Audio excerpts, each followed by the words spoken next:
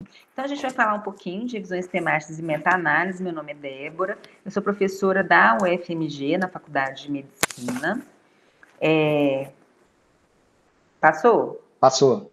E aqui é um breve sumário da apresentação, então a gente vai definir o que é uma revisão sistemática, o que é meta-análise, vamos falar um pouquinho dos outros estudos, né, que a gente tem em medicina, falando o que a gente chama de pirâmide de evidência e de áreas de abrangência, e eu vou falar um pouquinho das diretrizes metodológicas que guiam a realização de qualquer tipo de revisão sistemática, ela envolvendo ou não uma meta-análise. E dentro dessas diretrizes metodológicas, né, essas revisões temáticas, idealmente, tem que ter um registro prévio e tem que seguir etapas determinadas, que é o que as torna sistemáticas e não simplesmente narrativas, né? E dentro dessas etapas, a primeira delas é definir qual é a pergunta central da pesquisa. E essa definição também segue uma sistematização, que a gente vai falar rapidamente, e a partir de tudo definido, o registro feito, se inicia a busca da evidência, né, que é a busca dos artigos que foram publicados, que vão envolver esses trabalhos que foram feitos para responder essa nossa questão central.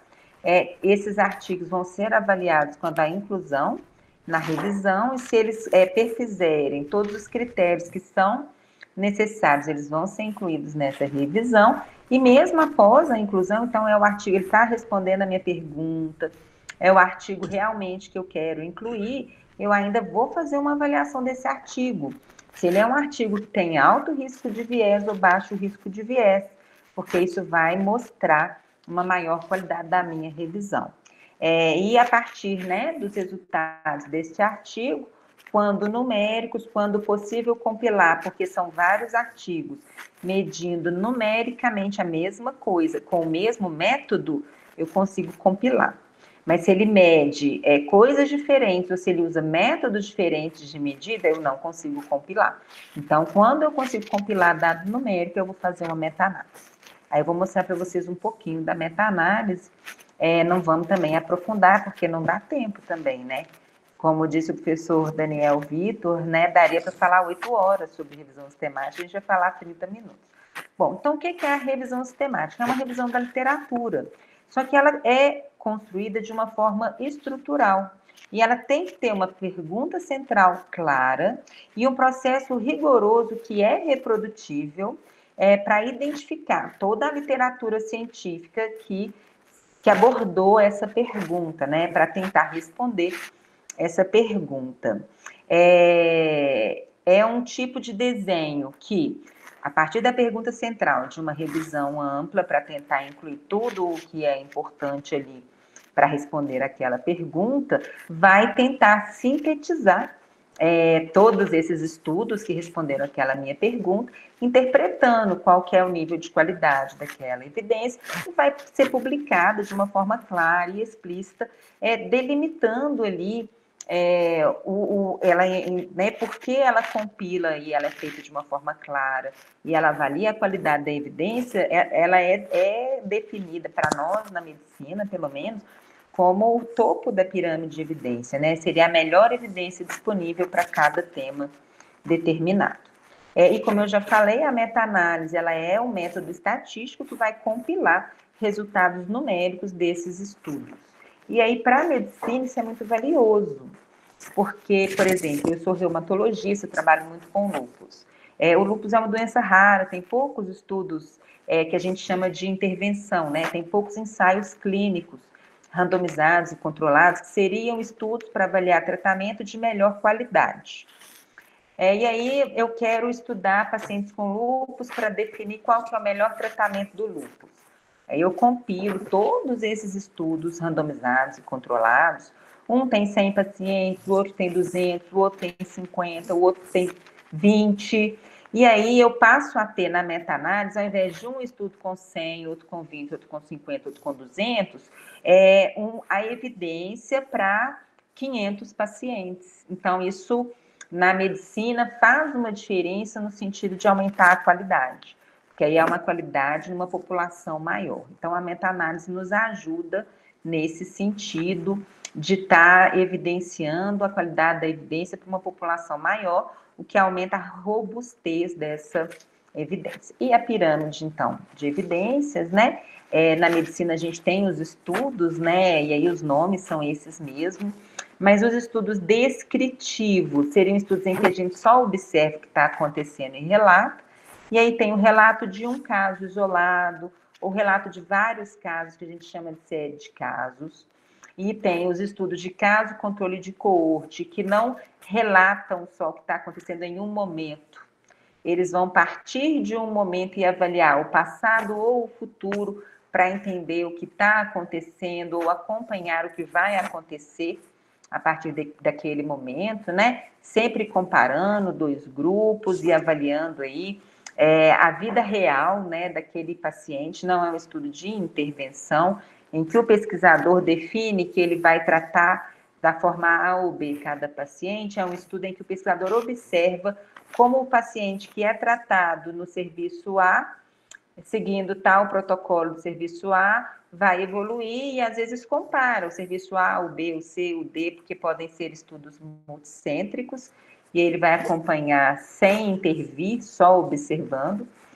O ensaio clínico, dentre esses estudos primários, né, ele é considerado o de melhor evidência clínica, porque ele vai se ter uma população controlada, uma intervenção controlada e medidas de desfecho controladas. Os estudos de vida real não são tão controlados assim. A revisão sistemática, como a gente já comentou, pode fazer revisão do compilado de qualquer tipo desses estudos que eu estou falando. Então, a gente tem revisão sistemática de casos, de relatos de casos, de séries de casos, de estudos observacionais e de estudos de intervenção. E subindo na pirâmide de evidência, claro, né, a revisão sistemática de estudos de intervenção seria de mais alta qualidade. O ideal para qualquer revisão sistemática é que a gente inclua estudos de intervenção. Mas, como eu falei, tem situações em que não existem estudos de intervenção.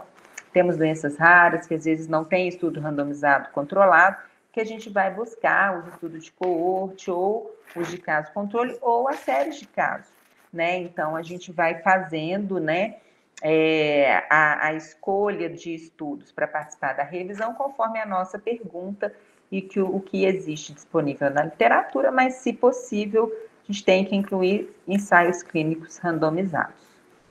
E aí a área de abrangência, né, para a medicina, ela é muito ampla, porque a revisão sistemática, ela vai definir a nossa prática clínica, ela vai nos oferecer a melhor evidência de qual seria o melhor tratamento ou o melhor exame para o meu paciente.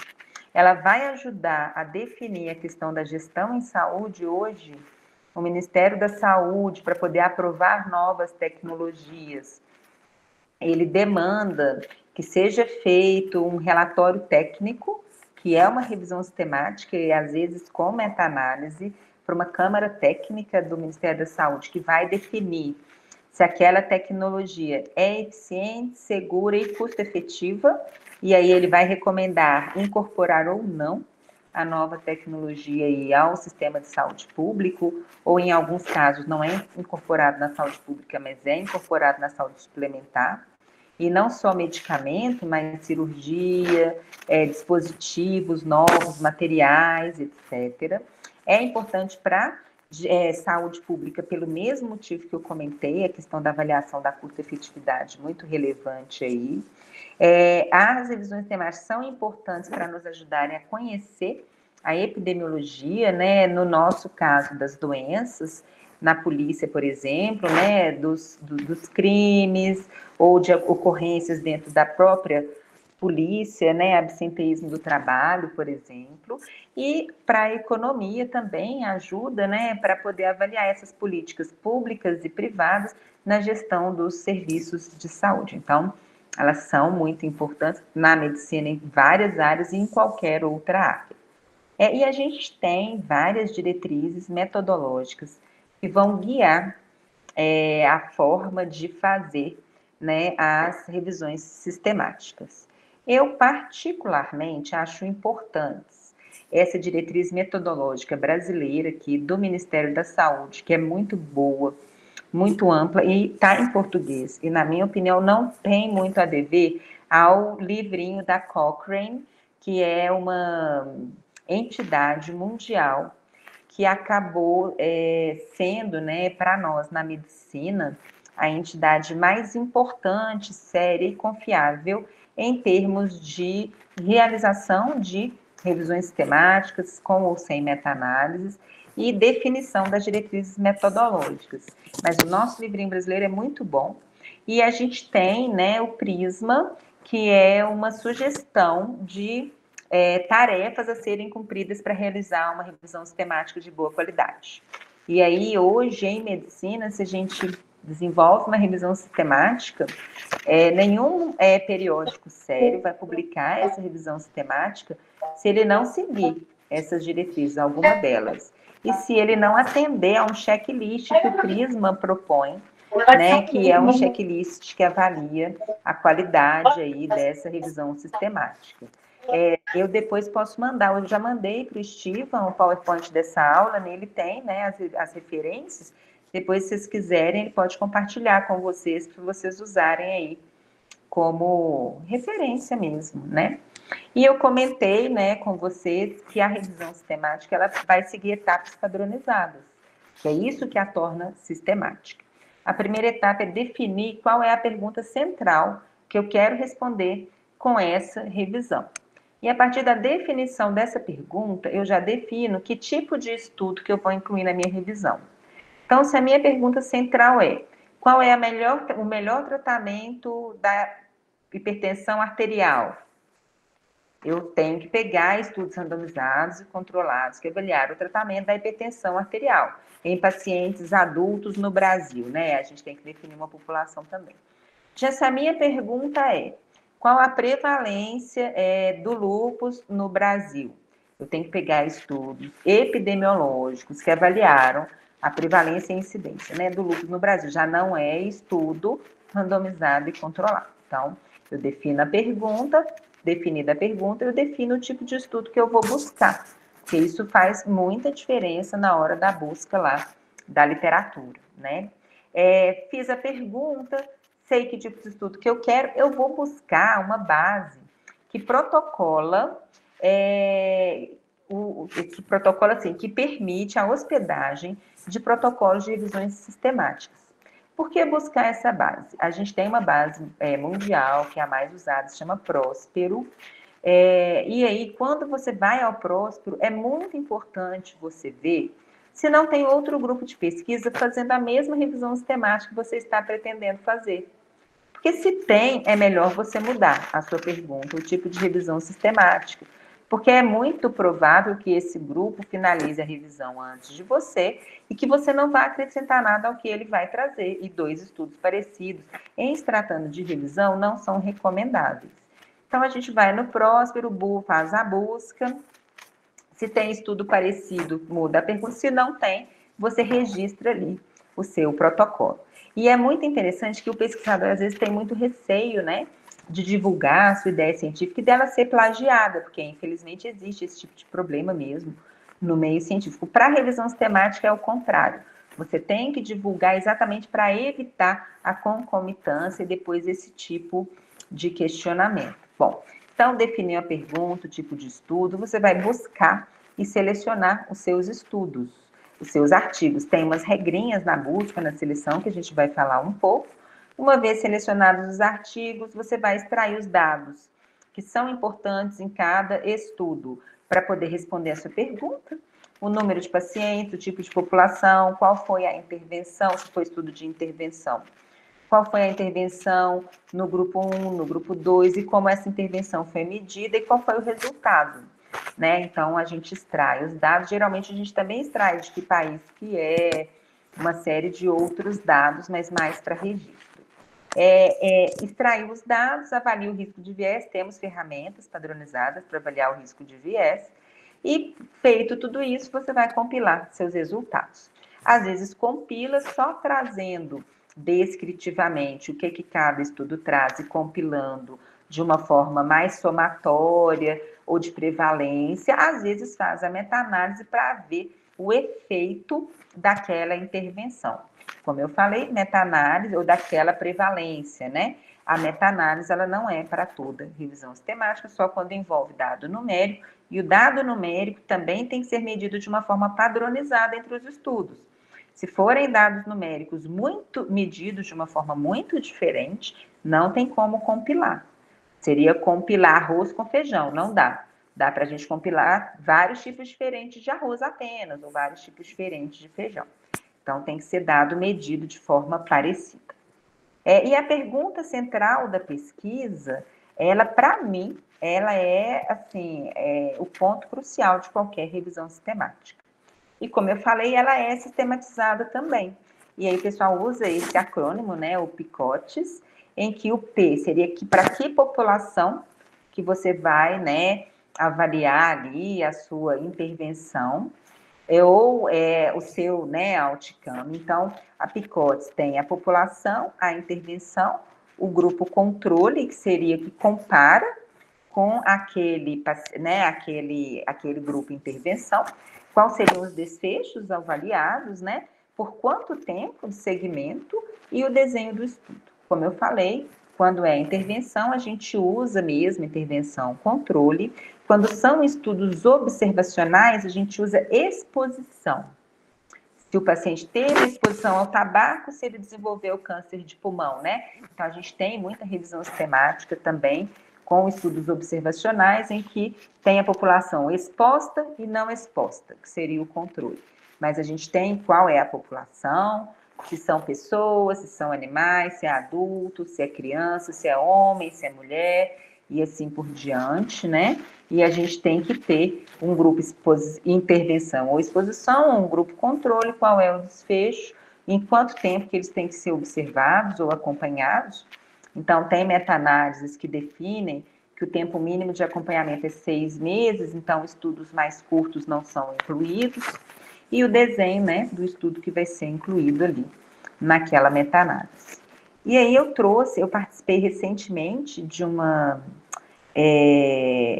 estudo que foi uma diretriz brasileira para o tratamento da nefrite lúpica, e a gente tinha várias perguntas, e a pergunta era por remédio, né? Então, aqui, existe alguma evidência de que esse remédio, micofenolato, é melhor do que o outro remédio, que se chama ciclofosfamida, para tratar essa nefrite lúpica? Né? Então, a partir dessa pergunta, quando a gente coloca população, intervenção, comparação, desfecho, tempo e o tipo do estudo, né? O que a gente definiu para o nosso estudo? Nossa população eram pacientes adultos com nefrite lúpica. A intervenção era o micofenolato, o comparador ou controle era a ciclofosfamida. Nem sempre em medicina a gente consegue comparar o tratamento com nada. A maioria das vezes a gente compara um tratamento novo com um tratamento pré-estabelecido, porque não dá simplesmente para não tratar algumas doenças. O desfecho, né? O desfecho era melhorar a nefrite, e aí a gente mede de várias formas. Mede se melhora o funcionamento do rim, se o exame de urina normaliza, entre outras formas, mas era melhorar a nefrite, nós não restringimos tempo e a gente queria estudo clínico randomizado e controlado. Tá? Isso é só um exemplo para tentar deixar um pouco mais claro. Se vocês quiserem interromper, se vocês tiverem que eu estou falando coisa esquisita, não está entendendo nada, porque são assuntos realmente muito diferentes, né? Para quem não é da área médica, podem ficar à vontade, tá, gente? Nem é na área da saúde, né? O registro prévio, né? Eu já comentei. O Próspero é uma das plataformas mais... Existem outras, não existe só ele, mas ele é uma plataforma muito usada porque ele é gratuito e ele é o mais procurado pelos pesquisadores que trabalham com revisão sistemática em geral. Né? E aí a primeira coisa é avaliar se realmente essa revisão sistemática que você está disposto a fazer é inédita. Ok, é inédita. Então, vamos registrar no Próspero. E uma outra coisa que o Próspero faz é deixar transparente como vai ser o método da sua pesquisa. Porque aí, quando você, e durante o desenvolvimento da sua revisão sistemática, e depois, quando ela está feita, você vai publicar, qualquer pesquisador que tiver acesso à sua revisão sistemática vai poder ir lá no Próspero checar se foi aquilo mesmo que você escreveu, que você se propôs a fazer e conseguiu fazer. Então, isso deixa mais transparente o método científico. Hoje existe uma tendência, pelo menos na nossa área médica, desse método realmente estar cada vez mais transparente, porque está tendo muito questionamento aí, né, de alguns estudos, até de grandes instituições, que poderiam ter trazido aí, né, dados equivocados na hora da publicação.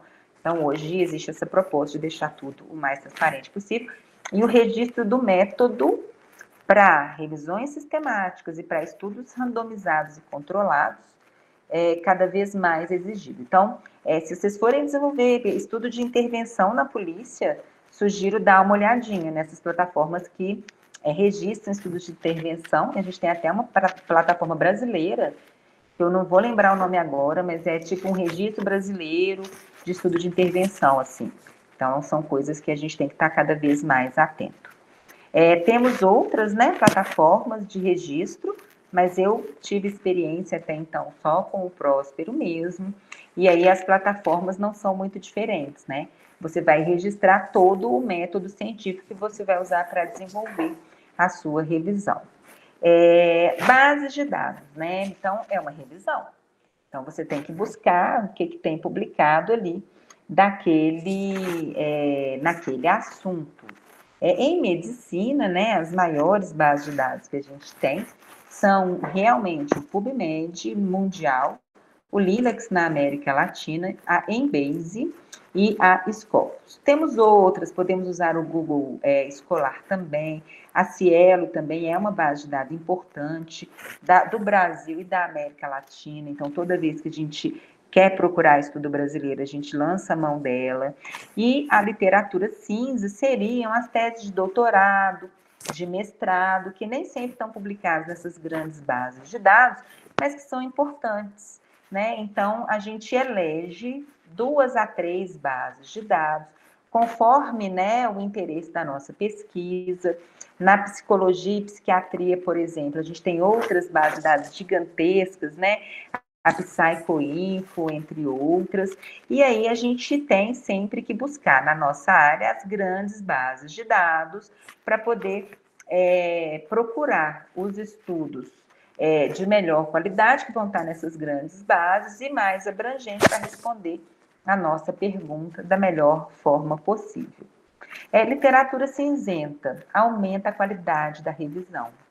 Só que é muito difícil dela ser encontrada. Então, muitas revisões não incluem, mas quando vamos na base de dado específico, ou nas grandes bases de dados de cada assunto, a gente não encontra muita coisa, é muito importante buscar essa literatura cinzenta aí. E, às vezes, o Google Acadêmico ajuda um pouco, porque ele traz algumas grandes bases de dados das faculdades, com mestrado, doutorado, abertas, que dá para a gente buscar. Então, a gente tem várias bases de dados. E o termo de busca, né? O termo de busca vai incluir descritores, e aí na medicina a gente tem os descritores médicos, que na língua inglesa estão agrupados numa base de dados que chama MESH. Em português, a gente tem o DEX, que são os descritores em saúde. E a gente vai usar, né, para cada base de dados, o tipo de descritor mais indicado. Eu não sei se nas bases de dados das ciências sociais, né, da polícia, do direito, teria outros descritores, imagino que sim. Mas a gente vai buscar esses descritores que são bem estabelecidos nas bases de dados e a gente vai fazer, né, a nossa estratégia de busca. No caso daquele estudo que eu participei, da nefrite lúpica, né? A gente usa nefrite lúpica e a gente usa tratamento, mas a gente usa os sinônimos que aparecem nessas bases de dados também. E o tratamento com cada remédio também que a gente buscou ali. Não são muitos, então dá para fazer uma pergunta para cada remédio, né? Então, aquela pergunta que eu mostrei, a gente buscou nefrite lúpica, glomerulonefrite, esse aí, ó, lúpus, nefrite, todos os sinônimos, e procurou todos os ensaios clínicos, então, trial, clinical trial, e buscou por remédio. Ciclofosfamida era uma busca, micofenolato era outra busca, e assim por diante. Então, a gente tem estratégias diferentes, eu não vou também falar todas as estratégias, para cada base que são direcionadas conforme o formato de cada base. Então, o que é importante lembrar no termo de busca? A gente põe a população, a gente põe o tipo de estudo, a gente põe a intervenção, podemos pôr o comparador, os desfechos também podemos pôr, mas não são obrigatórios, e é importante usar o termo de busca de cada base de dados que é mais usada para aquele assunto ali. Tá dando para vocês entenderem? Tá sim, Débora, tá sim. Só fazer um paralelo aqui, enquanto você completar essa brecha que você deu. Enquanto você está falando, eu estou pensando aqui como que a gente, na área policial, especial eu sou do direito, a gente faz um cherry picking, que eles chamam em inglês, né? As revisões nossas vai assim, vou pegando um estudo aqui, um estudo ali, um estudo acolá, sem sistematizar isso. E como na área médica aqui no Brasil, vocês já estão bem mais detalhados nessa estruturação dessas pesquisas, talvez aqui o grupo nosso possa ser uma possibilidade, uma oportunidade para a gente tentar pegar essa estruturação que existe na medicina e trazer para a atividade policial. Então, por exemplo, você apresentou ali a estruturação da pergunta, né? Eu entendi com pico, parece que tem mais 2 elementos agora, aí a gente tenta estruturar isso para a atividade policial. Então, pensando assim, por exemplo, o jornalista doméstico tem estudado, pô, será que a prisão funciona? Ela piora ou melhora a reincidência do agressor? A tornozeleira, a PVD funciona ou não funciona, né? Essas patrulhas Maria da Penha, policiamento de futebol, alta visibilidade ou baixa visibilidade, qual é o impacto de cada um? Então, está sendo interessante ver isso você apresentando a medicina e tentando fazer paralelos aqui na atividade policial, depois talvez colocar para o pessoal, quem sabe a gente não faça uma escrita nesse sentido, tentando trazer esses padrões médicos para a atividade policial. Não, super dá. E essa questão da intervenção, gente, comparação, né, de vocês podem fazer por evento. O problema é o controle das variáveis intervenientes, né? Então, o que você está falando do sistema prisional, por exemplo, vê o efeito, né? Só que, assim, não é só o sistema prisional, né? Quando o indivíduo volta para a sociedade, qual é a oportunidade que ele vai ter, né? E se ele, né, para poder continuar ou não, né, na vida do crime e tal. Mas, enfim, é muito difícil fazer estudo de polícia, muito. De sociologia, enfim, é muito difícil fazer qualquer estudo. Mas controlar a variável em algumas atividades é mais difícil.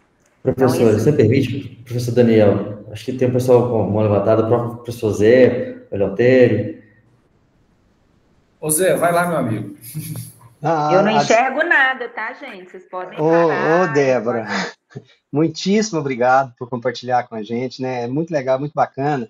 Eu acho que nós, em ciências sociais aplicadas, a gente está alguns passos atrás, mas é muito bom ver como vocês estão na frente. E algumas coisas a gente vê oportunidade, a gente não vê desafio, né? Onde tem, né? Nós que trabalhamos com pesquisa, onde tem um problema, a gente está vendo, não está vendo problema, está vendo oportunidade.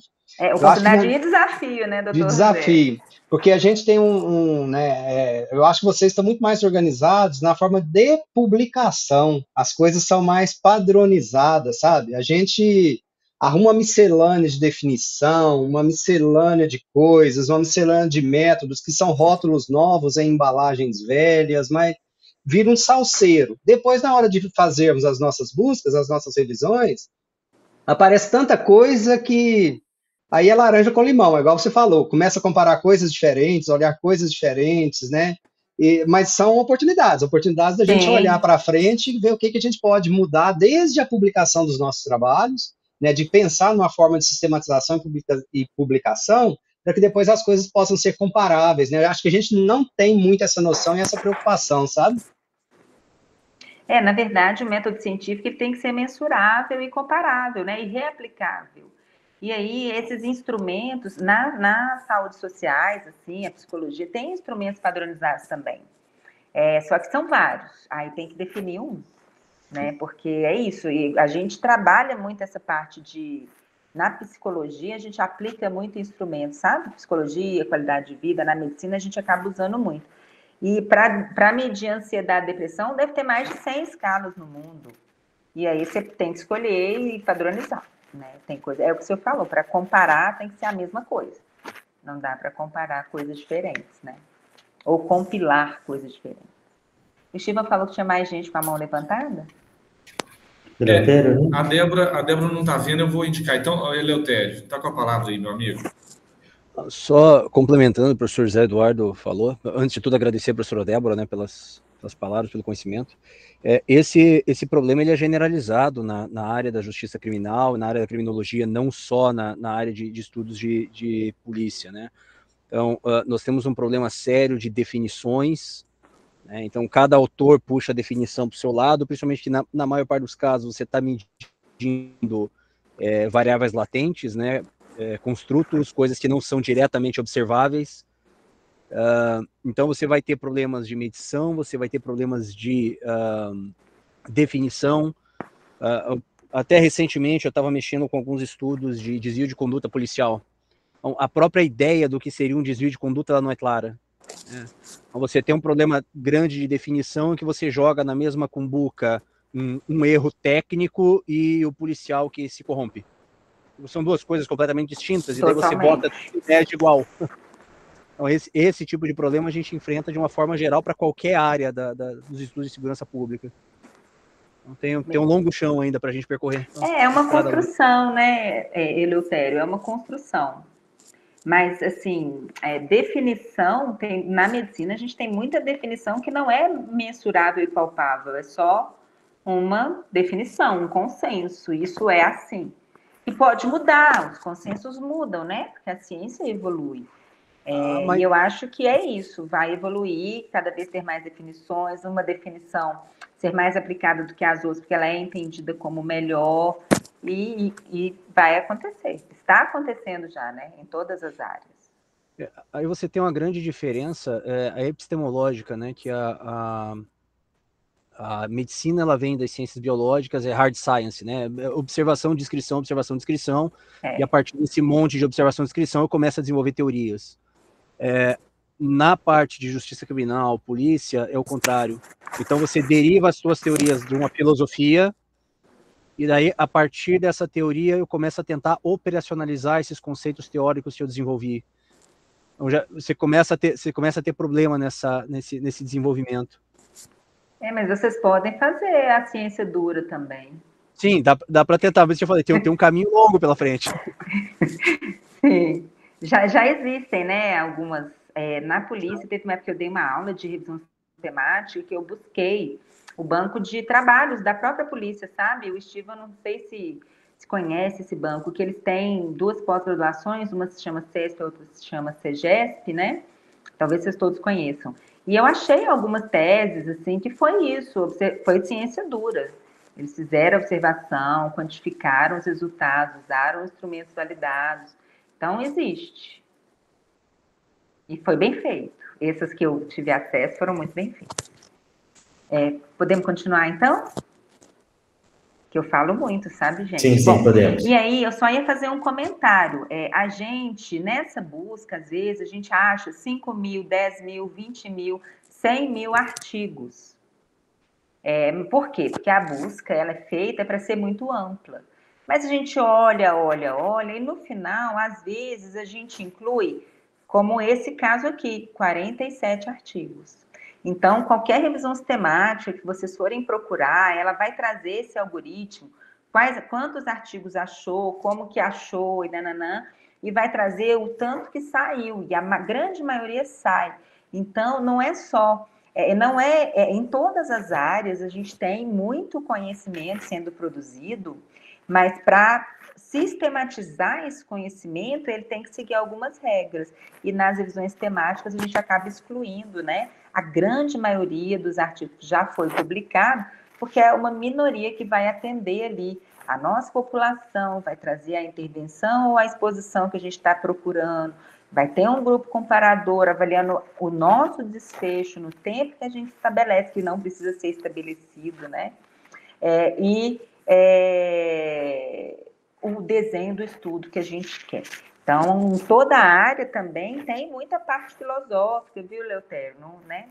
E aí, eu, então, defini minha pergunta, fiz minha estratégia de busca, busquei meu artigo, busquei meus artigos, defini quais que vão ser incluídos.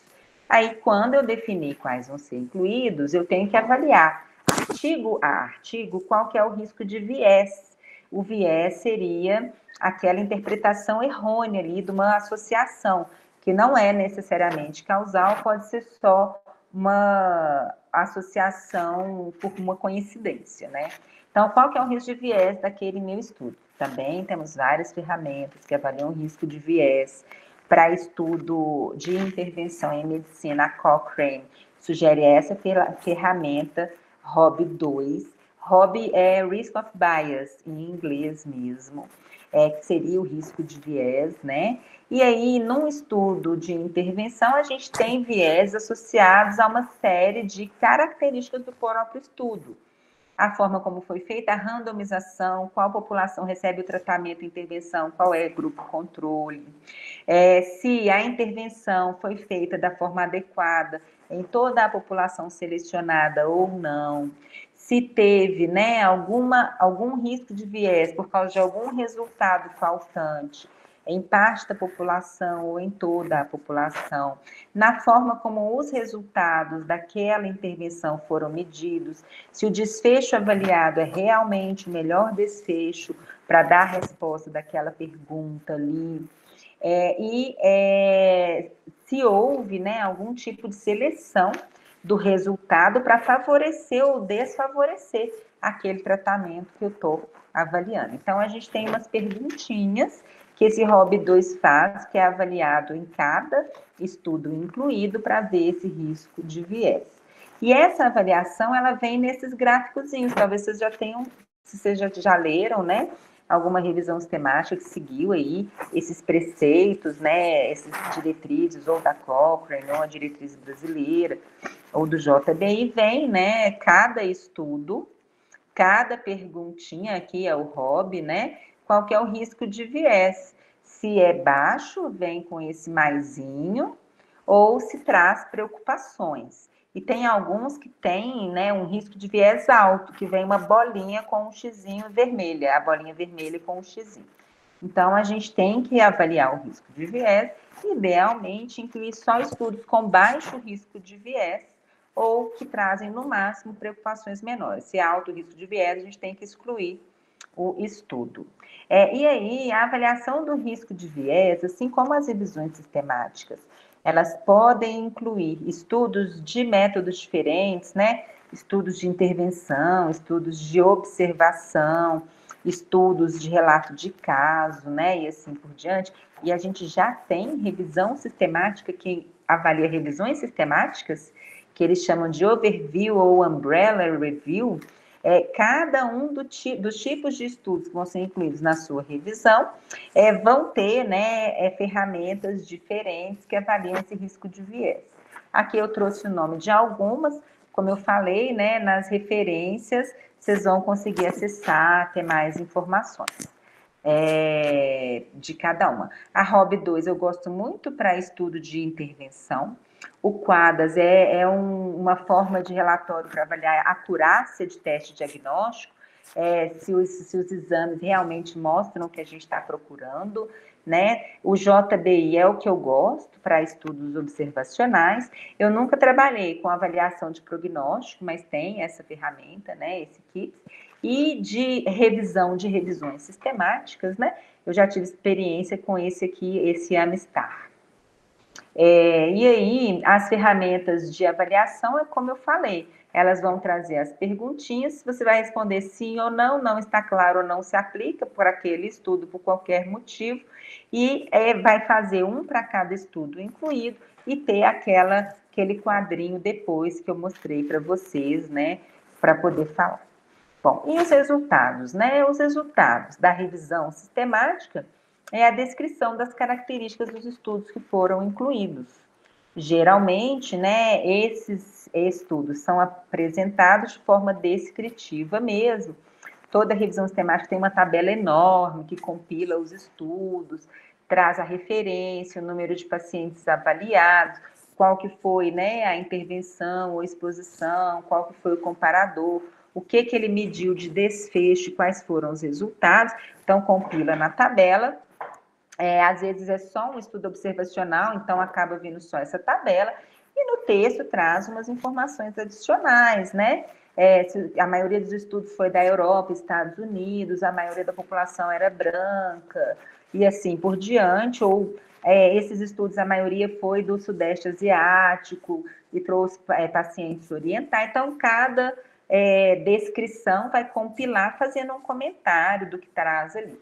E a meta-análise, como eu comentei, ela não é feita em toda revisão sistemática, ela é feita quando possível, e ela é uma análise estatística dos dados numéricos que aqueles estudos trazem, do compilado desses dados. Para fazer meta-análise, existem programas estatísticos específicos. Eu já tive experiência com o R e com o Heavman ou o Review Manager. O Heavman é um programa estatístico que a Cochrane disponibiliza gratuitamente. E o R é um programa estatístico gratuito, também super complexo. A minha experiência não foi de usá-lo, não, mas foi do estatístico fazer, né, a meta-análise nele.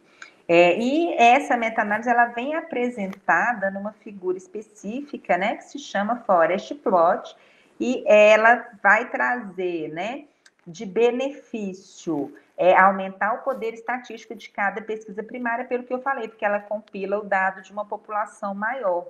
E, às vezes, tem pesquisas que mostram benefício, tem pesquisas que mostram malefício, a gente fica sem saber se aquela intervenção, aquela exposição realmente impacta ou não naqueles nossos desfechos, e aí, na hora que a gente compila, o que está positivo fica todo de um lado, o que está negativo fica todo do outro. Como aumentou a população, tem um sumário de que realmente é positivo ou não, realmente é negativo, né? E aí o Forest Plot é a representação gráfica disso.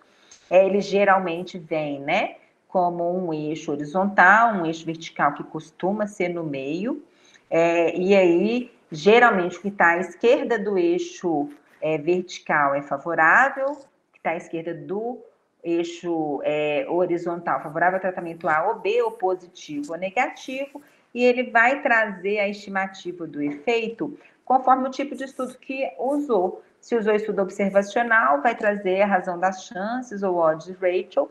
Se usou estudo de intervenção, vai trazer ou risco relativo ou diferença entre as médias. E aí ele vem com um monte de bolinhas e tal. Geralmente, os quadradinhos são dos estudos primários, o losango é o dado compilado, e é como eu falei, tem estudo que favorece uma hipótese, tem estudo que favorece outra, mas na hora que compila tudo, fica mais favorável essa hipótese aqui do lado que o diamante está. O diamante, em revisão sistemática, a gente chama de diamante mesmo. E cada quadradinho, vocês percebem, não sei se vocês percebem, eles têm tamanhos diferentes. O tamanho é proporcional ao tamanho da população de cada estudo primário. E essa linhazinha aqui é o intervalo de confiança.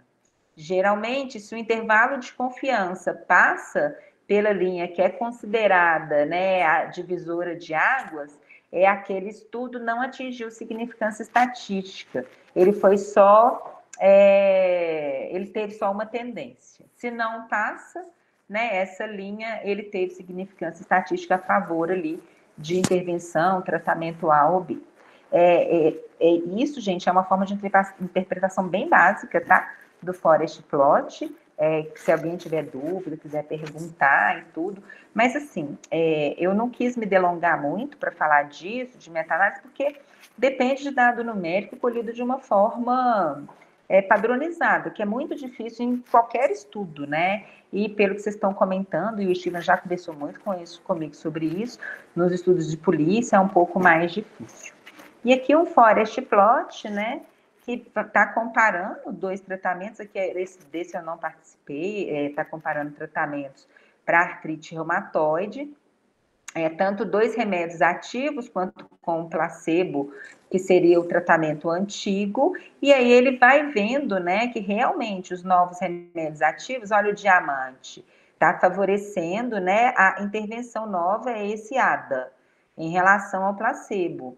Então, é que eles olham 3 tipos de resposta, tá? As respostas têm esse nome, a CR20, a CR50, a CR70, e em todos os 3 tipos de resposta, né, o novo tratamento, o ADA, ele foi melhor do que o placebo, que na hora que compilou, ele ficou mesmo do lado que o favoreceu. Tranquilo? Deu para entender? Super. E aí, cada linha é um estudo, por isso temos aqui essa representação gráfica, né, de cada estudo. Era isso que eu tinha que falar. Até delonguei mais, né, do que deveria. Nada, Débora. Compartilhar? Parou. Tá bom. Já agradeci aqui, a Débora, o seu tempo mais uma vez. Muito obrigado. É legal ver você como médica falando disso aí. Pensei que talvez eu propor para o professor Zé Eduardo, o professor Daniel e para o grupo, talvez a gente pedir o Aquino, que é um médico aqui do grupo, talvez pegar uma meta-análise na área de polícia, temas interessantes de hotspots, de iluminação e crime, e a gente trabalhar com fazer uma apresentação de uns 30, 40 minutos, pegar uma meta-análise aqui para a gente analisar, né? Ela, acho que vai ser interessante. Então, de minha parte, só mesmo agradecer. Não sei se alguém quer falar alguma coisa, Daniel, professor Daniel. Não, agradecer. É uma visão, de fato, desafiadora, é difícil. Eu ainda estou aprendendo, viu? Não, eu também, Daniel. Estou tentando ainda entender o entusiasmo do Capitão Estiva ainda sobre essa tradução. Porque, assim, desculpe a ingenuidade, mas o corpo humano ele é um só em todos os lugares, não é? E a gente está tentando sarar um corpo que, na verdade, é social. E aí, como é que a gente vai tentar compreender, garantindo a heterogeneidade das práticas humanas ao longo do espaço que a gente cuida, né? E aí a gente tem um espaço geral, que é o nacional, pequenos espaços divididos, né, que estão dentro desse espaço geral, em suas comunidades específicas, com realidades específicas, culturas específicas. Eu acho que a gente, no máximo, chegaria, né, Débora, a um quase experimento, talvez, porque, de fato, sem a pretensão de tentar... Não, mas a pesquisa qualitativa, Daniel, ela é valiosíssima, assim, para a produção do conhecimento. Eu acho a pesquisa qualitativa essencial, mas o corpo humano não é viu? O corpo humano, ele tem a mesma diversidade social. Isso que eu iria falar. Você acabou de reportar aí. Isso que eu iria falar, Débora. Tem estudo, assim, que comprova, a gente tem estudo que mostra que o medicamento A funciona muito bem no branco europeu e não funciona nada no negro brasileiro, entende? E aí é um background genético, não é só a etnia, é a genética que manda. Então, não é o mesmo, é muito diferente. Legal. Você eu fiz uma pós-graduação que eu fiz estatística, eu deparei muito com isso no estudo da área médica, que a gente que é das ciências sociais, a gente olha assim, não, medicina é tranquilo, é tudo certo, se dá medicação, funciona para todo mundo. E não, trabalha com a amostragem o tempo inteiro, é a amostragem igualzinha nas ciências sociais. Então, isso aí me abriu muito para essa necessidade de a gente estudar o campo social. Seria muito bom se tivéssemos muito mais tempo. Eu tenho um monte de perguntas para fazer. Perguntas tem um monte, viu, doutora Débora? Tem um monte. Inclusive, não agora, não precisa responder, mas eu queria ver como é que está a IA aí nesse campo, inteligência artificial, nessa revisão sistemática, enfim, mas deixe essas respostas e perguntas para depois. Eu vou dar espaço para a Juliana. Juliana, você tentou falar, minha amiga? Oi a todos e todas. Oi, Débora. Eu sou a Juliana, estou aqui em Teoflotone, cara interior, sou cabo da polícia, meu doutorado é em política social, então eu sou da área social também. E eu também, assim, eu fico inquietada, assim, eu fico inquieta da mesma forma que o Daniel Vitor ficou, e com relação ao método, né? Porque as ciências naturais, a gente sabe que é bem diferente das ciências sociais, né? A gente, assim, desde lá no meu mestrado que eu estudei sobre saúde também, sobre atenção básica, sobre saúde, aí eu conheci mais essa questão de um estudo, né, nas ciências naturais. A gente via que era muito mais criterioso, é muito mais referência do que o social e humanas, muito mais, né, há séculos. Então, as ciências naturais eu sempre tive essa percepção, como estudiosa, né, que sempre foi muito mais criterioso, sempre foi muito mais certinho, mais naquela caixinha, sabe? E por isso que eu compartilho da opinião do Daniel quando ele fala sobre como que a gente vai fazer isso, como que a gente vai fazer isso no social, sabe? Quando a gente tem várias variáveis, a gente tem várias questões que podem mudar, ou seja, a gente sabe que o natural também muda, mas o social o social é uma questão que nos inquieta, né? É cíclico, né? É histórico, muda. Esse ano, 2025, a gente pode estar pesquisando uma população que em 2040 já está muito diferente, são as mesmas pessoas, o mesmo tipo de pessoa, então a gente fica meio inquieto, assim, meio incrédulo se isso vai funcionar, tá? Se isso vai funcionar para o social e para humanas, né? O capitão Steven, ele tem uma grande tarefa para nos associar a estudar mais, nos incentivar a estudar mais sobre isso, porque se ele está enxergando, é porque ele tem essa visão, ele estuda os dois lados, né? Estuda a polícia e estuda para fora também, e se ele está enxergando, a gente pode enxergar também, isso eu acredito. Hoje eu não consigo compreender. Hoje eu não consigo compreender como que a gente vai fazer isso tão sistemático assim, da forma que você fez, né, Débora, da forma que você faz nas ciências naturais com as ciências sociais. Eu acho que, óbvio que não deve ficar igual, mas eu acho que tem um caminho sim. E eu espero que o professor Steven me conduza a enxergar isso, porque se ele enxergou, eu consigo enxergar também. Mas ainda estou aprendendo, tenho que aprender mais. Juliana, mas eu não acho que um conhecimento vai substituir o outro, eles se somam, sim. Sabe? E para esse método que trabalha com formas de medida, né, vem da pesquisa qualitativa, vem os questionários padronizados, sabe? Sim. Que eu acho que é o primeiro caminho, né, do quali para não é substituir, mas o quali envolver o numérico, né, o quantitativo, é isso, é começar a Eu me expressei mal. Se eu deixei entender isso, eu me expressei mal. Não é substituição, não. Uma coisa não substitui a outra, né? A gente sabe disso. Né? Vamos se somar. Não substitui. E não há é um desafio grande. Os nossos estudos médicos também, Daniel, epidemiológicos, eles vão ter todos esses vieses aí, sociais e populacionais. E são difíceis, e é impossível controlar. Por isso, o estudo que é considerado de mais qualidade é o estudo controlado, é o de intervenção em que você controla os vieses. E os observacionais, não, mas nos observacionais a gente tem todos os vieses. Eu estou trabalhando, é muito interessante, eu estou num observacional agora que está comparando a mesma população com a mesma doença de pacientes no Brasil e em Portugal, que a gente imaginaria ter um background genético partilhado por causa da colonização e tudo isso. Só que os doentes são totalmente diferentes, sabe? E 1.000 e tantos pacientes do Brasil, quase 1.000 em Portugal, não é pouca gente, mas a doença em Portugal é menos grave do que aqui. Mas aqui a gente tem mais doenças, né, mais comorbidades do que lá. Então, assim, é o observacional. Como é que justifica isso? A gente não sabe. Falar que é só a genética é um risco, não é só a genética. É o acesso à saúde, etc, né? Então, a gente tem esses probleminhas também.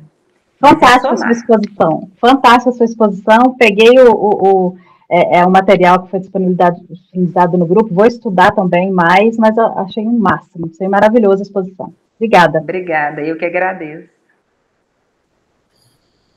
Bem, se ninguém tiver mais alguma... Deixa eu, Daniel, rapidinho. Vontade, um pé de milho em Uberlândia, ele não é um pé de milho igual lá em Teófilo Otoni, ele não é um pé de milho igual lá na zona da Mata Mineira, e olha que o pé de milho controla a luminosidade, controla tudo. Então, o ser humano, o corpo, né, nós dormimos em horários diferentes, acordamos em horários diferentes, comemos coisas diferentes, temos hábitos diferentes, então... a cabeça e corpo, né, jamais serão padronizados, serão controlados assim. Então, o que tenta a todo momento né, a gente consegue minimizar os viés, eliminar as causas externas, por assim dizer, né, e na nossa área, ciências sociais aplicadas, né, a gente nem chama de experimento, a gente chama de pseudo-experimento, porque a gente não controla, não tem jeito, né, então o que a gente faz é tentar minimizar, assim, a gente chega a alguns métodos, chega a alguns procedimentos que são melhores que se nós não usássemos nada, mas a gente sabe que, né, não são, né, nunca, jamais serão, né, assim, perfeição. A gente vai minimizando a todo momento, né, procurando minimizar todas as possibilidades de viés, mas, enfim, são os resultados que a gente encontra, são os melhores, dado todas as condições que a gente tem, né, de trabalhar, de lidar com o ser humano, com o corpo humano, com a cabeça humana. Eu acho que é isso. Excelente, viu, Débora? Muitíssimo obrigado aí por compartilhar com a gente esse momento tão precioso. Eu que agradeço. Então é isso. Obrigado, muito obrigado a todos. Para finalizar, eu queria só abrir mais a fala para duas pessoas. Primeiro para o Eleutério, para falar da nossa finalização do nosso projeto de extensão, que a gente está... Eu vou deixar o Eleutério falar melhor sobre ele, e também para o Capitão Steven, para tentar incentivar, né, os nossos próximos passos, o nosso melhoramento, o nosso melhorar contínuo do grupo que a gente tem, sobre o ResearchGate e o Lattes, viu, Capitão Steven? Se eu puder falar sobre isso, e o Eleutério também, só para a gente finalizar, eu acho que a gente não vai gastar mais que 5 minutos nisso, não. Eleutério, meu amigo. Perfeito, obrigado, Daniel. Então, nós começamos um workshop de métodos quantitativos e análise estatística, na verdade, introdução a esses tópicos, né, para profissionais de segurança pública.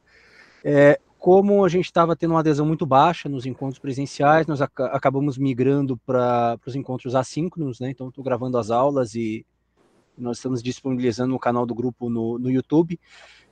Está faltando apenas o último encontro, né. Agora que não tem mais a obrigação de estar toda semana lá, a gente outras coisas acabam entrando na fila de prioridade, mas eu devo finalizar isso nessa semana ou na próxima, no mais tardar. Aproveitando o gancho, eu mandei lá no grupo, mandei novamente ontem, então nós, aqui do Alert Center, na Texas State University, a gente está programando uma viagem para o Brasil no ano que vem para realizar a coleta de dados. Então, se os senhores têm qualquer tópico que os senhores queiram investigar, em termos de tática e treinamento policial, a gente tem todo o equipamento, tem o recurso para poder operacionalizar esses estudos. Então me chamem no privado lá para a gente poder organizar e incluir as instituições dos senhores no roteiro. O Major Frederico, não sei se ele está me ouvindo aqui, ele está conduzindo e coordenando. Sim, tio. Está ajudando a gente aí no nosso canal do YouTube, né? Se o senhor quiser aproveitar o momento para incentivar o pessoal também a entrar. Sim, claro. Sempre que a gente tem alguma atividade online, justamente sabendo dos problemas de agenda, a gente sempre grava, né? Inclusive o workshop, e, por exemplo, hoje, essa fala maravilhosa da professora Débora. E aí o pessoal sempre tá atento lá, seguir a gente lá no canal. A gente também já está começando a se estruturar, talvez para abrir no canal lá alguns vídeos interessantes de outros autores, botar lá uma playlist, né, sobre evidências. Então, sigam a gente lá. Clica no sininho. Sim, e quem perdeu o workshop, o mini curso, né, do Eleutério, tá lá no YouTube nosso lá. Pode participar, pode acompanhar as aulas que ele ofertou por lá, muito embora não seja ao vivo. Senhor Capitão Steven, se o senhor quiser convencer nós todos ao ResearchGate, qual que é a ideia? Primeiro, só parabenizar a Eleutério e o Martins, foi muito bacana a ideia de fazer isso, né, que às vezes tem dia que a gente não consegue participar naquele horário da reunião, igual hoje o Coronel Anselmo queria participar da reunião, mas tinha uma responsabilidade para ir, enfim. Então, parabéns, muito bacana, vou voltar lá a ver todos os vídeos novamente. Sobre o Academia.edu e o ResearchGate, são espécies de redes sociais para pesquisadores do mundo inteiro, que a gente pode compartilhar a pesquisa, criar grupos de pesquisa, seguir um ao outro, sabe? Então, acho que seria interessante poder, pessoal... falando bem rapidamente, né? Então, é basicamente isso. Se o pessoal puder criar perfis nessas redes, seria interessante para a gente começar a seguir um ao outro e compartilhar as respectivas publicações. Fora do Brasil, isso é muito mais comum. Aqui no Brasil, não sei qual delas tem um pouco mais de adesão, a outra um pouco menos, mas são duas super interessantes, que a gente coloca lá a nossa pesquisa e fica lá, e a gente, associando a um determinado grupo de pesquisa, acaba que todo mundo, as outras pessoas da rede dão divulgação ao nosso trabalho. Então, no mais, professora Débora, muito obrigado pelo seu tempo. Deu para ver como que isso é importante para a gente e já disparou algo que eu acho que seria muito importante e alcançou. Que às vezes, algumas pessoas, que é o meu caso também no direito, né? A gente não está acostumado com esse tipo de pesquisa e, às vezes, coloca a pesquisa na área médica como se fosse algo muito quadradinho, perfeitinho, fechado. E quando a gente entra nesse universo de ciências naturais, a gente vê que não é assim. Não tem estudos que eu já vi, foi muito interessante, que determinado experimento, quando observado por humano e quando não observado, a molécula reagia de forma diferente. Então, é um troço absurdo. Isso quebra muito a ideia que eu tinha de ciência natural como algo muito fechado, certinho, e que não é. Exatamente por isso trabalho com amostragem e vai para a estatística, e aqui a gente tem papas aí na estatística, o Martins, o Eu Eleutério. acho que exato, certinho, é só exatas. Matemática, física, química, talvez, biológicas e sociais. Só a matemática enquanto abstração filosófica, só ela. E aí, por isso a importância de Eleutério e Martins aqui, que são caras muito bons em estatística, disso de como controlar variáveis, a gente analisar correlações de variáveis, e o trabalho estatístico mais robusto, e mesmo o trabalho estatístico bastante robusto, a gente conseguir ler isso, analisar criticamente, e ver as limitações daquele estudo, e ver em que medida a gente consegue ir para além daquele grupo observado ou não, né? Mas, como disse o professor Zé, é melhor ter um estudo com limitações do que nada, né? E na área policial, via de regra aqui no Brasil, a gente está com base no nada. A gente vai lançando serviços, portfólio cheio de coisas e não testa nada. Não tem nada testado, e muda comando, e muda completamente a estratégia, muda a intervenção. Então, acho que o caminho, a partir de práticas baseadas em evidências, pensamento baseado em evidências, é promissor. Eu acho que esse grupo aqui tem muita gente brilhante, eu admiro o pessoal aqui, o currículo aqui do pessoal, eu fico constrangido aqui perto do pessoal do grupo. Acho que a gente tem um potencial muito bacana aí para poder seguir, e você foi fundamental nisso. Débora, muito obrigado pela contribuição, viu? Eu que agradeço. Mas a polícia, Estevam, há anos vem buscando esse caminho do conhecimento como norteador de condutas, né? Tem que evoluir muito ainda, mas muita coisa já melhorou. E é isso aí. A gente tem, enquanto isso, a gente vai trabalhando nesse sentido, a gente tem coisas que existem já, boas ferramentas. A gente tem o Fórum Brasileiro de Segurança Pública, né, Juliana? A gente tem observatórios, novas revistas especializadas, e tem coisa muito legal para a gente trabalhar. Vamos continuar. Ainda já caminhou muito. Nossa. Ainda é possível fazer pesquisa em segurança pública, que a gente tem um monte de gente entusiasta nesse tema, e é muito bom compartilhar com todos os senhores e senhoras aqui esses momentos tão especiais, tão bacanas e caros. Eu sei que todos têm suas agendas, mas tirar aqui 1 hora na terça-feira, assim, é muito bom, e fico muito feliz com isso. Estou vendo que o Major Sassada, nossa, prazer imenso ter o senhor aqui. Todos que me ouvem, o Tenente Wesley, o Major Gomes, lá do CGA, muito bom ter todos aqui. Eu vou passar agora para o nosso decano, nosso pesquisador sênior, o nosso líder. Ô Zé, se puder finalizar a nossa reunião, e já deixo e antecipo o convite para a próxima, tá, senhores? Em dezembro, primeira terça-feira de dezembro, estaremos mais uma vez aqui conversando, trocando ideia, sugerindo novas propostas, muito embora ainda continue lá no grupo de WhatsApp, essas pequenas iniciativas, né? A gente continua por lá com o ResearchGate, para a gente, se alguém quiser precisar de ajuda e tal, enfim, a gente vai jogando por lá, e pesquisas que a gente vai compartilhando, um ajudando aos outros. A gente teve uma pesquisa que foi submetida recentemente, né, senhor Capitão Estevam? Que o senhor fez juntamente com o Eleutério e outro por aqui, e assim, é muito bom, fico muito feliz em ver todas essas produções e resultados tão bacanas de grupos de pessoas tão motivadas como essa. Fico muito feliz de estar aqui com todos os senhores, com todas as senhoras. Senhor professor, doutor Zé Eduardo, é contigo, meu amigo, para o senhor finalizar aí. Forte abraço a todos, muito obrigado mais uma vez. Quem sou eu, Daniel? Quem sou eu? Como diz o Eleutério, sou só um aprendiz de feiticeiro, né, Eleutério? Então, estou aqui, sinto-me extremamente honrado de estar num grupo desse aqui, né, com pessoas que querem, com pessoas que pensam, com pessoas reflexivas, né? Então, acessar o grupo do WhatsApp, ver tanta discussão, tanta dica, tanta contribuição, uma coisa tão construtiva, tão bacana, né? E participar desses momentos aqui também é muito legal, sinto-me honrado em participar disso, né? Sou parte dessa engrenagem, me sinto parte dela, né? Cada um de nós aí tentando contribuir de alguma forma, e eu me sinto parte dela e me sinto muito honrado por fazer parte disso. Mais uma terça-feira muito valorosa na nossa atividade, nas nossas escolhas, nos nossos caminhos, né?